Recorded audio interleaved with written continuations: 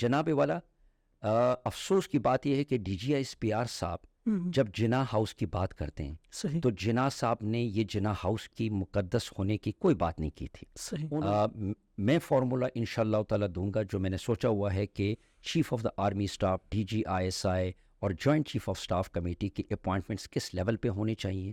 یہ یہاں پہ پاکستان تحریک انصاف کی قیادت کی کمزوری جو ہے وہ نظر آئی ہے پبلک کو. دیکھیے جی، جہاں تک الیکشن چوری کرنے کی بات ہے وہ تو پورے پاکستان میں ہوا. 2/3 اکثریت ہم نے لی اور اس پہ ڈاکہ مارا گیا اور طاقت کا استعمال کیا گیا.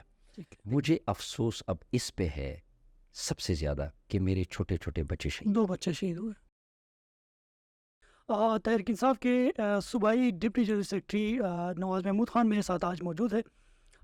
مختلف ٹاپکس پہ بات کریں گے، لیکن آج کل جو حالیہ جو ٹاپک ہے وہ D G I S P R کی جانب سے جو حالیہ پریس کانفرنس اس کے جواب میں جو ہے رؤوف حسن جو تحریک انصاف کے اسپوکس پرسن ہیں ان کا جوابی جو پریس کانفرنس تھا اس پہ پہلے بات کرتے ہیں.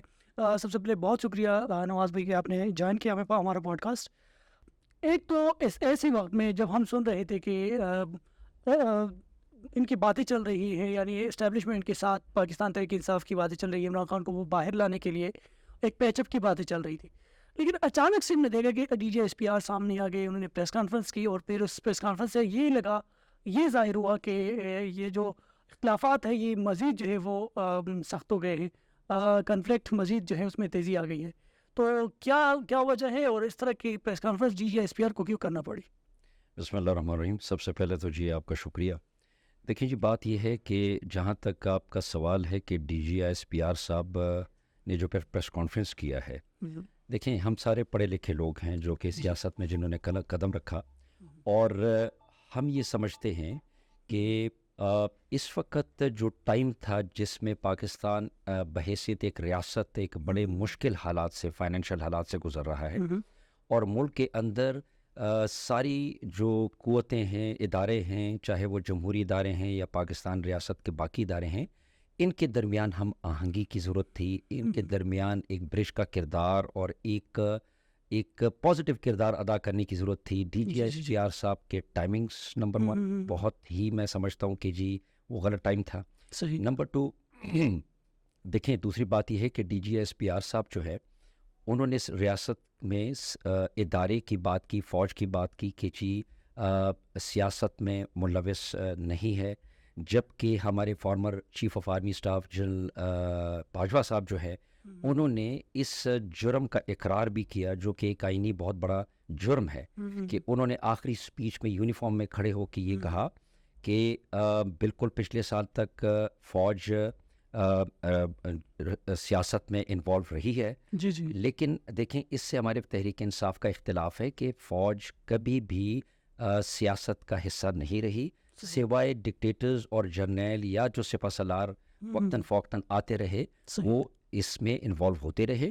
اور جب کرائم ایکسیپٹ کیا جائے ایک چیف آف آرمی اسٹاف کی طرف سے کہ پچھلے سال مینز کہ 6 سال میں 5 سال ٹینور اس نے اقرار کیا کہ اس نے سیاست میں انوالومنٹ کی ہے، تو ریاست کے جو ادارے ہیں، جو جوڈیشری ہے، چیف جسٹس آف پاکستان ہے، اور بذات خود فوج کا جو اتنا منظم اور اتنا پراؤڈ ادارہ ہے ہمارا، ان کو کارروائی کرنی چاہیے اور ان کو کٹہرے میں کھڑا کرنا چاہیے. جہاں تک D G I S P R صاحب کے میں سمجھتا ہوں کہ جو ڈیٹا ان کے پاس تھا اور جو ان کا بیانیہ تھا وہ ان کو پتہ ہے کہ پچھلے 1 سال عوام نے اس بیانیے کو ایکسیپٹ نہیں کیا اور 8 فروری کو اس کے خلاف ووٹ دیا. افسوس کی بات صرف یہ ہے کہ D G I S P R صاحب نے ایک سٹیٹمنٹ دی اس میں، جس پہ میں سمجھتا ہوں کہ ہم پوری قوم اس پہ افسوس کرتے ہیں، اور وہ سٹیٹمنٹ یہ تھی کہ وہ فخری انداز میں یہ کہہ رہے ہیں کہ 31% تحریک انصاف کو ووٹ ملا، یعنی اس کے بیانیہ کو، اور 69% فخر سے یہ کہہ رہے ہیں کہ جی باقیوں کو ملا. یعنی یہ وہ 69% ہے کہ آپ کو یاد ہوگا، شاید D G I S P R صاحب بھول گئے ہیں کہ جناب یہ زرداری صاحب تھے، یہ نواز شریف صاحب تھے، یہ شہباز شریف صاحب تھے، انہوں نے کہا تھا کہ فوج نے کارگل کی لڑائی میں ہمارے پیچھے چھرا گھونپا. پھر 2 قومی نظریے کو چیلنج کیا گیا نواز شریف صاحب کی طرف سے. پھر یہ کہا گیا کہ اینٹ سے اینٹ بجا دیں گے. ٹھیک ہے. پھر جناب ڈان لیکس بھی گیا. ٹھیک ہے جی. اس کے بعد جب ہم بات کرتے ہیں شہداء کی تو شہداء کے اوپر ہمیں نہ اداروں کو سیاست کرنی چاہیے، نہ سیاستدانوں کو کرنی چاہیے، نہ ہم سب کے شہداء ہیں. جی بالکل. ان شہداء کے سامنے تو ہم آنکھ اٹھانے کے قابل کوئی نہیں رہے، نہ جرنیل، نہ پولیٹیشین، نہ ہمارے بیوروکریسی اور نہ ججز، کیونکہ انہوں نے جو قربانیاں دی تھی وہ اس لیے نہیں دی تھی کہ جناب حلف اٹھائیں گے اور پھر حلف اٹھانے کے بعد 6-7 لاکھ کی فوج کی سربراہی کی جائے گی اور ان بیچاروں کی جو حلف ہے اس کی تصحیح ہوگی اور اوپر آئین توڑا جائے گا. دوسرا، ان شہداء کی جو قربانیاں ہیں وہ اس لیے بالکل نہیں ہے کہ ہمارے جرنیل، ہمارے ججز، ہم بحیثیت پولیٹیشینز اور ہمارے بیوروکریسی کہ ہمارے بچے اربوں روپے کے، کھربوں روپے کے آرمی میسز میں، 5 اسٹار میسز میں زندگیاں انجوائے کریں، ہمارے بچے اربوں کھربوں کے مہنگی گاڑیوں میں اور پیٹرول استعمال کریں، وسائل استعمال کریں، اربوں کھربوں کے روپے میں ہمارے بچے سرکاری ریسٹ ہاؤسز کے مزے اڑائیں، سرکاری خرچوں کے اوپر ایک یعنی قرض دار ملک ہے جس کے وسائل کم ہوئے. جناب والا افسوس کی بات یہ ہے کہ D G I S P R صاحب جب جناح ہاؤس کی بات کرتے ہیں تو جناح صاحب نے یہ جناح ہاؤس کی مقدس ہونے کی کوئی بات نہیں کی تھی. انہوں نے پاکستان کے عوام اور ایک اسلامی جمہوریہ پاکستان جو ہے جس کی کے لیے بہت بڑی قربانیاں دی گئی، اس کی آئین کی حفاظت کے لیے کی تھی. جناب والا افسوس کی بات یہ ہے کہ جب ماڈل ٹاؤن میں 14 پاکستانیوں کو گولی مار دی گئی، اس کے اوپر D G I S P R صاحب نے آج تک بات نہیں کی. D G I S P R صاحب جس بیانیے کو لے کے چلنا چاہ رہے ہیں 69%، وہ اس پہ شہداء کی فیملیز اور وہ ہمارے فوجی بھائی جوان جو کہ آج بارڈر کے اوپر کھڑے ہو کے شہادت کا انتظار کر رہے ہیں، اور جو بارڈر کے اوپر اس لیے کھڑے ہیں کہ کل کو کوئی پتہ نہیں ان کے بچے یتیم ہوتے ہیں، ان کی بیویاں بیوائیں ہوتی ہیں، وہ قربانیاں اس لیے نہیں دے رہے کہ ہم لوگ یہاں مزے لوٹیں میسوں میں بیٹھ کے اور گولف کلبوں میں بیٹھ کے، کھربوں روپے کے گولف کلب. میں D G I S P R صاحب سے صرف یہ پوچھنا چاہتا ہوں کہ اگر معذرت کے ساتھ اگر اس قوم کو ایک رپورٹ پیش کی جائے کہ کس جرنیل کے اثاثے پچھلے 78 سال میں کم ہوئے اور ان کے بچوں کی جو رپورٹ ہوئی ہے، تو پھر اس کے بعد جی بالکل ابھی ریسنٹلی جو صحافی ہے وہ اس کو ملک چھوڑنا پڑا، حالانکہ وہ ریٹائرڈ آرمی چیف ہے. جی بالکل. اس کے بعد کس جج کے اور جج کے بچوں کے وسائل کم ہوئے، ان کے ریسورسز کم ہوئے، ان کی دولت کم ہوئی، بیوروکریٹس، اسی طرح ہم پولیٹیشینز، ہم اس حمام میں سارے ننگے ہیں. ہمارا کوئی حق نہیں ہے، نہ کسی جرنیل کا، نہ پولیٹیشین کا، نہ جج اور بیوروکریٹ کا کہ ہم شہیدوں کے خون کے اوپر ہم اپنی سیاست چمکائیں.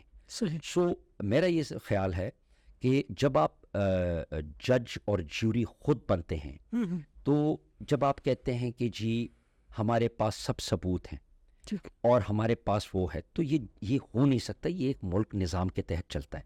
آپ کے پاس ٹی وی کیمراز ہیں، آپ کے پاس وہ ثبوت ہیں، تو D G I S P R صاحب اگر قوم 1 سال تک انتظار کرے کہ اتنا بڑا ادارہ، منظم ادارہ، اس کے انٹیلیجنس ادارے، اس کے بعد CCTV کے ثبوت وہ آج تک قومی عدالتوں میں کیوں پیش نہیں کیے گئے؟ اور 40-50 بندے پوری دنیا کو سوائے ایک ذاتی مفاد کے لیے کہ کچھ بندوں کو، طاقتور بندوں کو ذاتی مفاد کے لیے D G I S P R صاحب یہ کہیں کہ ہماری فوج اتنی کمزور ہے کہ جی وہ 40-50 بندوں کو کنٹرول نہیں کر سکتی اور وہ GHQ پہ چڑھائی کر رہی ہے، اور یہ کہنا کہ اپنی قوم ہی اپنی فوج کے اوپر. افسوس کی بات یہ ہے کہ جب جنرل باجوہ صاحب نے یہ سٹیٹمنٹ جاری کیا کہ فوج سیاست میں تھی، ہم اس کے بالکل مخالف ہے. فوج نے کبھی وہ نہیں کی. پھر ان کا ایک سٹیٹمنٹ آپ کو یاد ہوگا اسی سپیچ میں کہ ہندوستان کی فوج کے اوپر ان کی عوام اعتراض یا تنقید نہیں کرتی. جناب والا قوم کو بے وقوف نہیں بنایا جا سکتا. 21ویں صدی ہے. بات یہ ہے کہ وہاں پہ کسی ڈکٹیٹر جرنیل سپہ سالار نے آئین کو نہیں توڑا، اور وہاں پہ آ کے سسٹم کو کنٹرول کرنے کی کوشش نہیں کی. تو جب تک اپنے آپ کو D G I S P R صاحب 2021 کے مطابق اپڈیٹ نہیں کریں گے, کیونکہ یہ بیانیے شاید 60, 70 اور 80 کے سیل ہو سکتے تھے زمانے میں, نہیں ہو سکتی. اب نواز بھائی, ایک تو یہ بات کہ جو اسٹیبلشمنٹ کے ساتھ تحریک انصاف کا مطلب ایک سیٹلمنٹ کرنا, پیچ اپ کرنا, اس بات میں کتنی سچائی ہے؟ کہ واقعی یہ کوشش کی گئی ہے کہ اسٹیبلشمنٹ کے ساتھ اور عمران خان کے آپس میں جو ہے وہ اختلافات ہے اس کو ختم کرنے کی کوشش کی گئی ہے؟ اگر کی گئی ہے تو اس میں کس حد تک جو ہے وہ کامیابی ملی ہے؟ دیکھیے جی, یہ بات بھی D G S P R صاحب نے کی تھی کہ مذاکرات ان لوگوں سے نہیں کیے جائیں گے. ٹھیک ہے. دیکھیں, D G S P R صاحب کو یہ پتہ ہونا چاہیے کہ آپ ایک جورسڈکشن اور ایک دائرے کے اندر بات کر سکتے ہیں. آئین نے اور اس قوم نے آپ کو ایک حد کے اندر رکھا ہوا ہے. صحیح. یہ آپ کا کام نہیں ہے اور آپ کی سٹیٹمنٹ کا حق نہیں ہے کہ آپ ڈیسائیڈ کریں کہ آپ نے مذاکرات قوم کے سیاسی لیڈرز کے ساتھ کرنے ہیں یا نہیں کرنے. صحیح. یہ قوم کے لیڈرز نے ڈیسائیڈ کرنا ہے. دیکھیں, سمپل سی بات ہے کہ یہ ملک ہمارے آزاد ہوا, لاکھوں قربانیاں دی گئیں. یہ کسی فوجی جرنیل نے نہیں کیے, کسی آرمی چیف نے نہیں کیے, کسی فوج نے نہیں کیے. یہ تاریخ گواہ ہے کہ یہ قوم نے کی, اور ایک civilian leader, honest leader Quaid Azam محمد علی جناح صاحب کی لیڈرشپ میں کیا. اور فوج کو وجود میں لانے کا جو مقصد تھا, یا وہ کسی بھی ریاست کا مقصد ہوتا ہے, وہ حفاظت ہوتی ہے. حفاظت صرف بارڈر کی نہیں, حفاظت آئین کی پاسداری اور آئین کی حفاظت بھی ہے. آئین کو توڑنا نہیں ہے. دیکھیں, جنرل مشرف صاحب, جب میں ہمیشہ یہ بات کرتا ہوں کہ ایک قومی لیڈر میں اور ایک قومی نوکر میں فرق ہوتا ہے. آپ کو یاد ہوگا کہ جب 9/11 ہوا, اس کے بعد جنرل مشرف صاحب کو فون آتا ہے, اور وہ ان کے کہنے, یعنی ان کی سٹیٹمنٹ ہے کہ مجھے کہا جاتا ہے کہ یا آپ ہماری جنگ میں کود پڑیں, اپنے بچوں کو اور اپنی قوم کو اس جنگ میں حصہ بنائیں, ان کو شہید کروائیں, اور یا پھر آپ پتھر کے زمانے کے لیے تیار ہو جائیں. اور وہ بڑے فخر سے کہتے تھے کہ جی میں نے فیصلہ کیا کہ میں ان کی جنگ میں کود جاؤں گا. لیکن دوسری طرف عمران خان, جس کے پیچھے ایک ریاست کی ایک قوم تھی, ریاستی قومی لیڈر کی حیثیت سے اس کا جواب تھا ایبسولوٹلی ناٹ. سو اگر یہ جرنیل ڈکٹیٹر یہ کر سکتے, اس ملک کا ایک ہی وہ ہے, آپ کے سوال کا جو جواب ہے کہ اسٹیبلشمنٹ کے ساتھ, چاہے اسٹیبلشمنٹ ہے, چاہے فوج ہے, چاہے جوڈیشری ہے, اور چاہے سیاسی قوتیں ہیں, خان اور ہم ان کے ساتھ آئین کے دائرے کے اندر بات چیت کرنے کے لیے تیار ہیں. لیکن اگر ڈیمانڈ ذاتی مفاد ہے, کچھ خاندان ہیں جو اس مافیا میں جو اس ملک کو لوٹ چکے ہیں اور فردر لوٹنے کا اختیار رکھتے ہیں, تو ہماری بات اس لیول پہ نہیں ہو. شیخ افضل محمد صاحب نے کل پریس کانفرنس کی ہے, اسٹیٹمنٹ دی ہے کہ جو پی ٹی آئی کی موجودہ قیادت ہے اس جو ہے وہ کیپیبل نہیں ہے. ٹھیک ہے, تو وہ اس سے مطلب علیحدگی کا اعلان بھی کر چکے ہیں کہ ان کے ساتھ نہیں ہے. کیا وجوہات ہے؟ کیا پاکستان تحریک انصاف اس وقت انٹرنل اختلافات کا شکار ہے؟ دیکھیں جی, بات یہ ہے کہ ہماری پارٹی میں سب سے بڑی خوبصورتی یہ ہے کہ ہمارے یہاں پہ جمہوریت ہے, یہاں پہ خاندانی پالیٹکس نہیں ہے. صحیح. ٹھیک ہے جی, جس نے ڈیلیور کیا وہ ڈیلیور کرے گا. جو کہ خان کو دھوکہ دیا, پارٹی کو دھوکہ دیا, آپ کو پتہ ہے کہ ان کے پولیٹیکل کیریئر ختم ہو گئے. دیکھیں, ہر بندہ اپنی کوشش کر رہا ہے, لیکن پارٹی کے اندر اختلاف رائے ہوتی ہے اور ہونی چاہیے بھی. ٹھیک ہے جی. اب جو اختلاف جو سامنے آ رہا ہے کہ جی کس کو پبلک اکاؤنٹس کمیٹی کا چیئرمین بنانا ہے, وہ اختیار ہے عمران خان کا, اور وہ جو بھی اناؤنس ہوگا وہ ایکسیپٹیبل ہوگا 100% لیڈرشپ کو. نہ مروت صاحب پارٹی چھوڑ کے جا رہے ہیں, اور نہ عمر ایوب صاحب جو ہے وہ کوئی بغاوت کرنے جا رہے ہیں. سب کی اپنی اپنی رائے ہے, ضرور ہے, لیکن خان کے ساتھ سب ڈٹے ہوئے ہیں. آپس میں اختلاف رائے ان کی ہے, اور جو یہ خوبصورتی ہے ایک مطلب آپ سمجھتے ہیں کہ واپس جو وہ جڑ جائیں گے؟ سر وہ جڑے ہوئے ہیں, لیکن کچھ چیزوں پہ اختلاف ہوتے ہیں اور ہونا چاہیے, اور یہ ڈیموکریسی صرف تحریک انصاف کے اندر ہے. اور یہی بات دیکھیں, خان صاحب جب بیٹھے ہوتے ہیں, خان صاحب کو اسٹریٹ مخالفت کی جاتی ہے, میں اس کا گواہ ہوں. صبح میں بھی اگر ہم صبح کی بات کریں تو گنڈا پور صاحب جو چیف منسٹر ہمارے, ان کے حوالے سے بھی یہ بات بہت ساری دفعہ بہت مختلف قسم کے لوکل لیڈرشپ کے وہ لوگ اس طرح سے بیانات سامنے ہیں کہ وہ جو ہے وہ ایک مخصوص لوگوں کو جو ہے وہ فیسلٹیٹ کر رہے ہیں، سپورٹ کر رہے ہیں. اب تک جو ان سے توقعات کیے جا رہے تھے، خاص کر جو 9 مئی کے واقعات میں لوگ ملوث تھے، یا کوئی 8 فروری کے الیکشن میں جو دھاندلی جن اداروں کے بیوروکریٹس جو انوالو تھے اور لوگوں کے یا پارٹی کے ورکرز لیڈرشپ کے توقعات جو تھے، گنڈاپور صاحب اس پہ بھی پورے نہیں اترے، اور ان کے حوالے سے کافی گریونسز بھی ہیں، مطلب ورکرز اور پی ٹی آئی کی لیڈرشپ کو لوکل. دیکھیے جی، بات یہ ہے کہ جب 8 فروری کی بات کرتے ہیں اور آپ الیکشن کی بات کرتے ہیں، تو جو لوگ علی امین گنڈاپور صاحب چیف منسٹر صاحب سے یہ توقع رکھتے ہیں کہ وہ اس کا احتساب کریں گے، تو میں یہ سمجھتا ہوں کہ ان کو اپنا قبلہ درست کرنا چاہیے.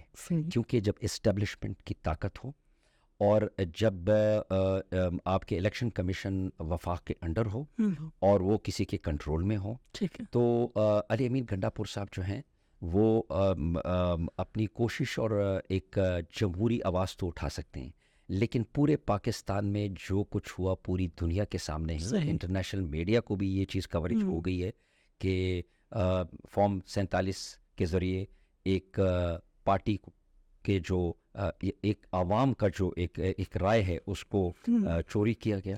تو بات یہ ہے کہ جی وہ اپنی طرح ایک پازیٹیو کردار ادا کرنے کی کوشش کر رہے ہیں، اور اس کا ثبوت آپ کے پاس یہ ہے کہ علی امین گنڈاپور صاحب نے جب چارج لیا تو اس پہ تحریک انصاف کے کافی بندوں نے اعتراض کیا کہ وہ چیف پرائم منسٹر سے کیوں ملے، وہ انٹیریئر منسٹر صاحب جو ہیں کیوں ملے کے ساتھ انہوں نے کیوں ان کے ساتھ ملاقات کی، گلے کیوں لگے.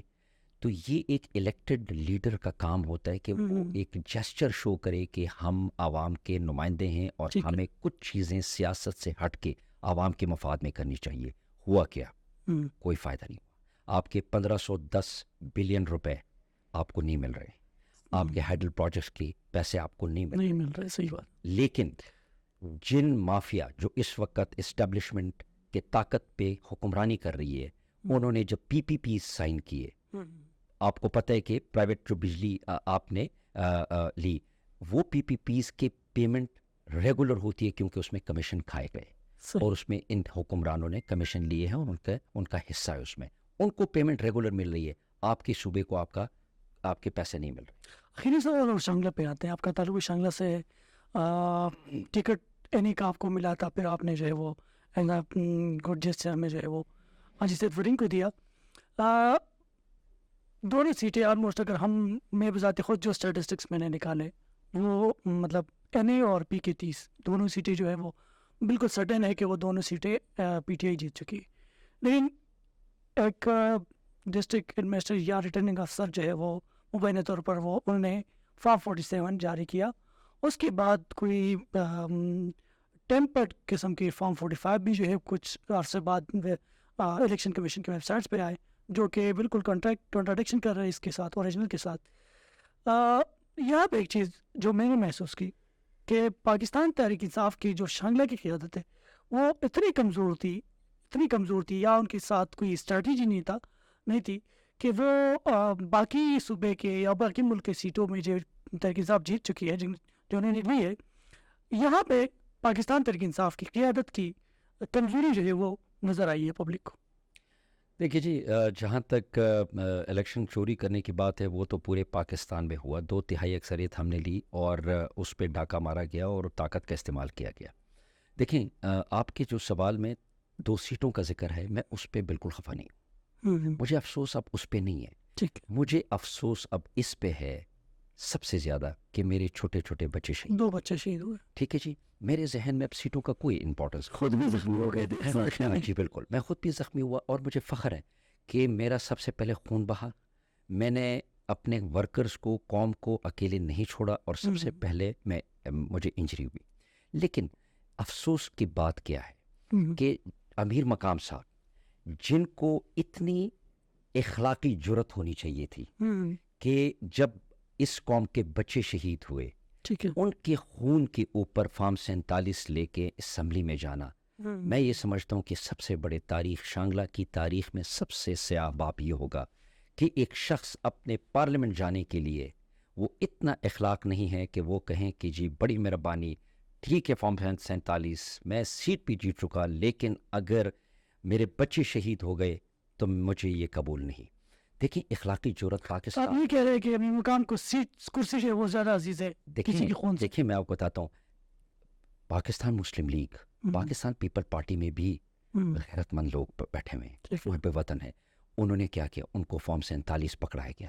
انہوں نے کہا نہیں یہ ہمارا مینڈیٹ نہیں ہے، اور انہوں نے میڈیا پہ آ کے کہا کہ نہیں فارم 47 ہمارے جو ہیں وہ غلط ہیں، ہم الیکشن ایکچوئل ہار چکے ہیں. صحیح. اتنا اخلاق کا مظاہرہ وہاں پہ ہوا. یہاں پہ شہید ہوئے بچے امیر مقام صاحب کے، لیکن انہوں نے فارم 47 نہیں چھوڑا. انہوں نے ان بچوں کا لحاظ اور ان کے خون کا لحاظ نہیں کیا. افسوس کی بات یہی ہے. ایک چیز کل پرسوں سوشل میڈیا کی زینت بنی تھی، ایک خاتون ہے Aurangzeb, Shazia Aurangzeb. I think Muslim league کی ہی کوئی ممبر ہوگی، کوئی پارٹی کی افیلیشن اس کے ساتھ، پہلے پیپل پارٹی میں دیا تھی. ان کی طرف سے کلیم کیا گیا ہے کہ 15 ارب روپے امیر مقام جو ہے وہ شانگلہ لے کر گئے. آن گراؤنڈ میں بھی یہاں رہتا ہوں، میں نے کچھ نہیں دیکھا، لیکن کیا آپ نے کوئی اس بارے میں کچھ معلومات اگر آپ کے پاس ہے، کیونکہ آپ پشاور میں مطلب اداروں میں آپ کا آنا جانا ہوتا ہے، یہ 15 ارب روپے کہاں گئے؟ اس کا کوئی مطلب جسٹیفیکیشن یا کسی کے پاس، یا صوبائی حکومت، اینٹی کرپشن ڈپارٹمنٹ، ان لوگوں کے پاس کوئی جواز ہوگی؟ دیکھیے جی، یہ 15 ارب روپے کی بات نہیں ہے کہ ایک ایم این اے صاحب امیر مقام صاحب کا احتساب ہو. یہ وہ اور اس کی جتنی بھی لیڈرشپ ہے اس ملک پہ جو اس وقت قابض ہیں، زرداری سے لے کے نواز شریف، شہباز شریف، ایک ایک کا نام لے. یہ 15 ارب کی بات نہیں ہے، یہ کھربوں کی بات ہے. ٹھیک ہے جی، جو ملک کو قوم کے ساتھ دھوکہ کیا گیا. اور یہ پیسہ کہاں گیا آج تک قوم کو نہیں پتا. انڈسٹریلائزیشن کہاں پہ ہوئی کسی کو نہیں پتا. صحیح. ٹھیک ہے جی، ہائیڈل پروجیکٹس میں انویسٹمنٹ ہونی تھی، پیسہ نکلا نہیں ہوا. آئی پی پیز لانچ کیے گئے، وہ ہم بجلی استعمال کریں، انرجی کریں یا نہ کریں، لیکن ہم نے خون پسینہ نکال کے وہ پیسے دینے ہیں، اور اس پیسے سے ان کو کمیشنز پہنچنے ہیں. دیکھیں آپ کو پتہ ہے کہ شانگلہ میں یہاں پہ بشام، کانا، چکیسر، اس کے علاوہ مارتنگ، یہ تحصیل اپ گریڈ ہوئے. اور آپ کو پتہ ہے جب تحصیل اپ گریڈ ہوتے ہیں اس کے پیچھے ترقیاتی کام، ان کا اپنا فنڈ ہوتا ہے، اور ڈور سٹیپ تک غریب عوام اپنے حقوق کے لیے جا سکتی ہے اور ان نمائندوں تک جا سکتی ہے. یہ جو حقیقی چینج تھا کسی حد تک، میں یہ نہیں کہتا ہوں کہ ہم نے بہت کچھ کر لیا، میں سمجھتا ہوں بہت چیزوں میں ہم ناکام ہو چکے ہیں اور ہمیں اس کے لیے اسٹرگل کرنا چاہیے، لیکن یہ کام ہم نے کیے. یہاں پہ یونیورسٹی کا پراپر قیام کرنا، اس کو انیشیٹ کرنا، اس کے علاوہ امیر مقام صاحب اگر سے کوئی یہ پوچھے کہ چکیسر کا ڈگری کالج، صرف میں یہ بتا دوں کہ اس کی 2005 کے بعد رپورٹ ہی تھی کہ 400 سے 500 بچے شہید ہونے کا خدشہ ہے، لیکن انہوں نے اس بلڈنگ کو بنانے کی کوئی زحمت نہیں کی، کیونکہ اس میں میرے اور امیر مقام صاحب کے یا شوکت یوسفزئی کے بچے پڑھتے نہیں ہیں. ہمارے بچے باہر پڑھتے ہیں، ہمیں کوئی فرق نہیں پڑتا غریب بچے اس میں شہید ہوں. لیکن وہ میری حکومت، عمران خان کی حکومت، میرے کہنے پہ وہ وہاں پہ ڈگری کالج آج کمپلیٹ ہوا. پہلا سپورٹس اسٹیڈیم شانگلہ میں بن رہا ہے، چکیسر میں آپ کو پتہ ہے تکمیل تک جا رہا ہے، وہ بھی خیبر شانگلہ کی تاریخ میں بچوں کے لیے پی ٹی آئی کی انیشیٹوز ہیں. اسی طرح اپگریڈیشن ہاسپٹلس، اسی طرح آپ کے جو اسکول امیر مقام صاحب کی حکمرانی میں استاد کے بغیر تھے. تحریک انصاف کی حکومت آئی عمران خان صاحب کی، اور آپ جانتے ہیں کہ اس میں اساتذہ بھی آئے، اور اب اساتذہ جو کہ سعودی عرب میں ان کے دور میں بیٹھے ہوتے تھے یہاں بھی نوکری کر رہے ہیں، وہاں پہ بھی مزدوری کر رہے ہیں، یہاں سے تنخواہ لے رہے ہیں، بچوں کو پڑھایا نہیں جا رہا. یہاں کے ڈاکٹرز اور نرسنگ سٹاف باہر بھی نوکریاں کر رہے ہیں، یہاں غریب قوم کے پیسوں کے اوپر تنخواہیں بھی لے رہے ہیں. ان کو ہم نے ڈیوٹی پہ انشور کیا. سو بہت ساری چیزیں جو کہ کرنے کو ہیں.